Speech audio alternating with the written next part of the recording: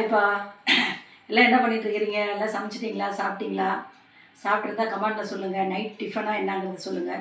ஏன்னா டெய்லி இதே மாதிரி மாடலே சொல்லிட்டு இருக்கீங்க. நைட்டு அவர் என்னப்பா கேட்குறது? எல்லாம் சாப்பிட்டீங்களா? மக்களே சாப்பிட்டு முடிச்சிட்டிங்களா? என்னன்றது தான் கேட்க முடியும். வாங்க இன்றைக்கி அம்மா வீட்டில் என்னென்னு பார்க்கலாம். மதியானம் வடிச்சது அப்படியே இருக்குதா? சாப்பாடு சரியாக சாப்பிடல யாரும். சாப்பாடு மதியானம் பருப்பு கிள்ளி போட்ட சாம்பார் வச்சா அது சீக்கிரம் தீர்ந்துருச்சு. அப்புறம் மட்டன் குழம்பு எல்லோரும் சாப்பிட்டாங்க, மீதி உள்ளதுக்கு. அதனால் இதுக்கு என்ன பண்ணால் அப்பா என்ன சொன்னாங்க, எனக்கு சப்பாத்தி சுட்டு கொடுன்ட்டாரு. பாருங்கள், அப்பாவுக்கு வந்து எண்ணெய் ஊற்றாத சப்பாத்தி சுட்டுருக்கேன் பாருங்கள். சூப்பராக இருக்கும் பாருங்கள். இது பாருங்கள், அப்படியே மெல்லிஸாக இருக்கும். இப்படி புட்டு சாப்பிட போடுங்க பாருங்கள். அப்படியே சாஃப்டாக இருக்குது பாருங்கள். இப்படி பிக்கும் போதே இப்படி சாஃப்டாக இருக்குது.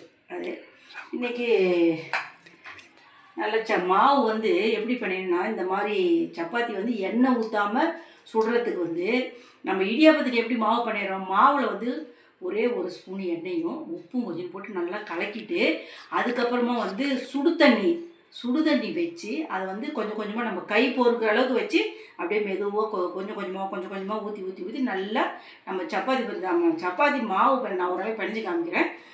சப்பாத்தி மாவு பிணைஞ்சதுக்கப்புறம் சப்பாத்தி தொட்டோம்னா விரல் வந்து உள்ளே போகணும். அப்போ தான் அந்த மாவு வந்து நல்லா சாஃப்டாக இருக்குதுன்னு அர்த்தம்.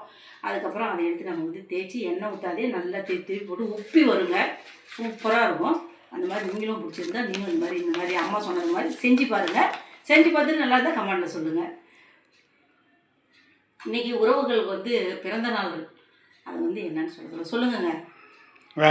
அக்ஷயா வாசு இன்னைக்கு பர்த்டே 5ஆம் தேதி. அப்படியா? 5ஆம் தேதி அக்ஷயா வாசுக்கு பர்த்டே. இனிய பிறந்த நாள் நல்வாழ்த்துக்கள்ப்பா. பல்லாண்டு பல நூறாண்டு நீங்கள் வாழ்ந்து மனசார வேண்டிக்கிறேன்ப்பா. லோகினி லோகா இடுப்பு கால்வலி அவங்களுக்கு. அதுக்கு நீங்கள் தான் இடுப்பு கால்வலி உங்களுக்கு நல்லதே நடக்கும்பா. நீங்கள் ஒன்றும் கவலைப்படாதீங்க. நான் அம்மாட்ட வேண்டிக்கிறேன்ப்பா.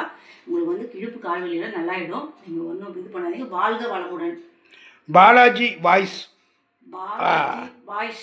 அதிரா அவங்களுக்கு வாழ்த்து. பல்லாண்டு பல நூறாண்டு சொல்லு, பேர் சொல்லு. பாலாஜி வாய்ஸ் அதிரா பல்லாண்டு பல நூறாண்டு நீங்கள் வாழ்ந்து மனசார வேண்டிக்கிறப்பா. தீர்க்க சுமங்கலியாக இருங்க. காயத்ரி ஆம்பூர்லேருந்து சொல்லியிருக்காங்கப்பா. பல்லாண்டு பல நூறாண்டு நீங்கள் வாழ்ந்து மனசார வேண்டிக்கிறோம். ஓகேங்க, பாய்ங்க. நாளைக்கு சந்திக்கிறேங்க அம்மா.